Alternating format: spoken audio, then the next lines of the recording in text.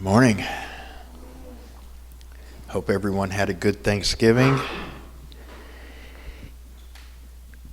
And I hope that we're getting ready to enter the Advent season, the Christmas season, with joy and expectation and glory and praise.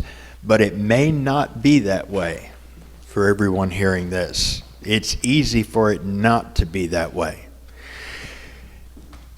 We are familiar with the phrase, it's the most wonderful time of the year.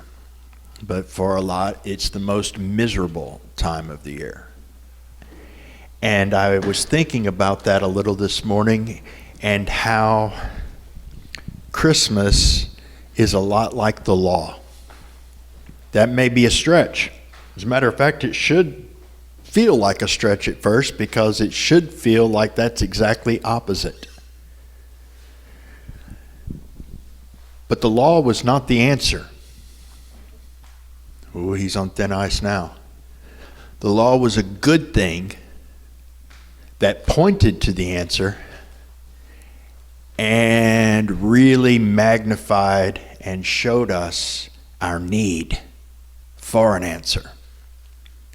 Leah and I kicked off the season, so to speak, with our first Christmas movie of the year last night, and it's one we had not seen before. And there was a moment in the film where this one person, one character who was not familiar with Christmas at all, was being introduced to all of it, and they were watching some kids do the Santa Claus thing. And this little kid came up and sat on Santa's lap, and I want this. And Santa smiled and said, okay, and here's your pencil. The little gift for getting in line and doing the thing. And the person looked at the other character who was explaining Christmas and like, what? That's not what they asked for. It's not even remotely close. It's not a good thing. It's a, And the guy just looked at her and said, this is also the time of year where we learn how to handle disappointment. And there's some truth in that.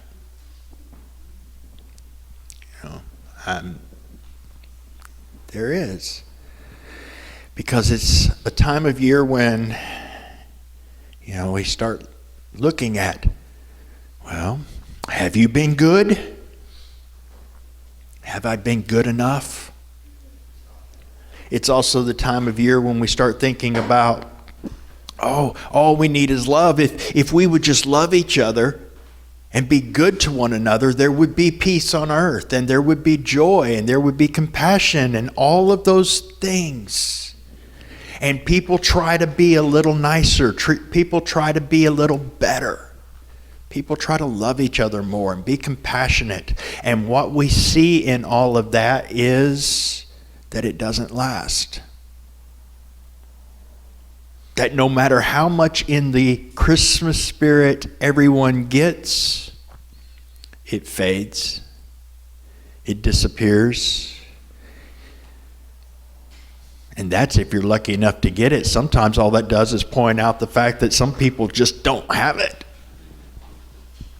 And they're being mean and selfish and fighting you over that last toy or that last parking spot, or you made this dessert wrong, or whatever. See, when you take the cross out of it,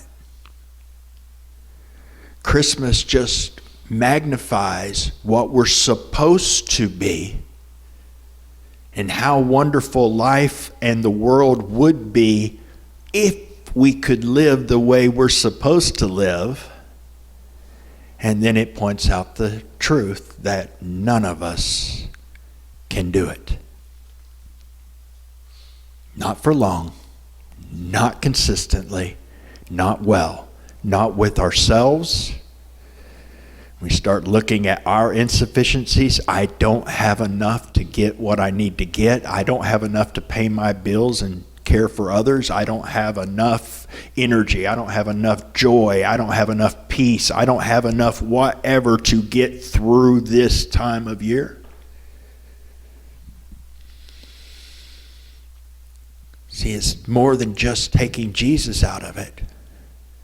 There are a lot of people who keep Jesus somehow, but not in the way that's needed. Because if all that Jesus did was wrap himself in flesh and come and be born and be placed in that manger, you and I would be in trouble. We would be trying to live up to a standard that was set in the law that none of us can live up to. So Christmas season magnifies the need. We see the shortcomings. Ours and others, especially others, let's be honest. The hope comes with Christmas, but it's only a hope not because it somehow stirs us up to be all we can be or be our best or love one another well enough. The hope comes in after he came, he did something. He died as a gift.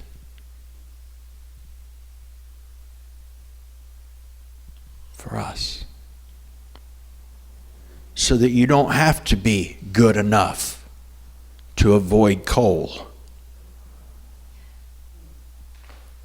So you don't have to try to come up in your own sufficiency the way to meet your own needs and bring life and joy and hope and peace into the lives of others.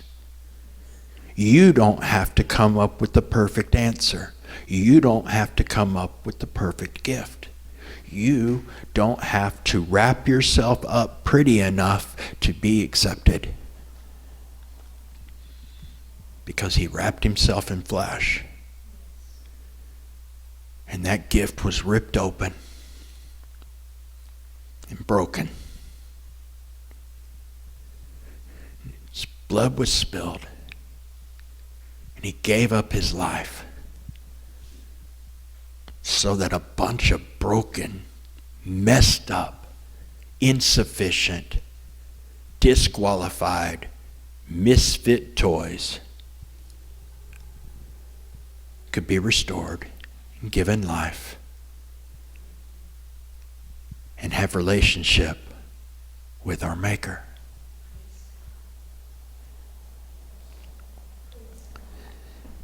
So it shows us the need, but it also shows us the answer. So as we get ready, next week, Advent begins. As we get ready to focus on this season and start making our preparations, or continue making our preparations, getting frantic about this and frantic about that, we can't leave out the answer. It's not about the baby Jesus. It's about the King of Kings and Lord of Lords humbling himself and becoming a baby so that he could live like we were always supposed to and never could, and then die so that we can live in relationship with him and with the power to live like him and love like we're supposed to love and have peace that doesn't make sense in the chaos and the noise and have joy that isn't about getting everything we want or having perfect everything. It's about having relationship with God and a hope that will not fail no matter how crazy the world gets. That's a gift worth having. And it's a gift God freely gave. It's not about whether or not we deserve it. It's not about whether or not we can earn it. It's not about if we loved one another good enough or obeyed well enough. We don't even have to give him a really good gift so that he gives us a good gift back. We give him our busted 5 and dime toy, life. And he gives us more than we could ever hope for or understand. And we still won't understand it till we fully receive it on the other side of eternity. The law, the cross, life, and grace, all in one 3-decade moment. It's the answer. It's the answer. It's not found in us being all we were created to be. It's found in Jesus making us who we were created to be. Because he lives. He didn't stay dead. We can live too.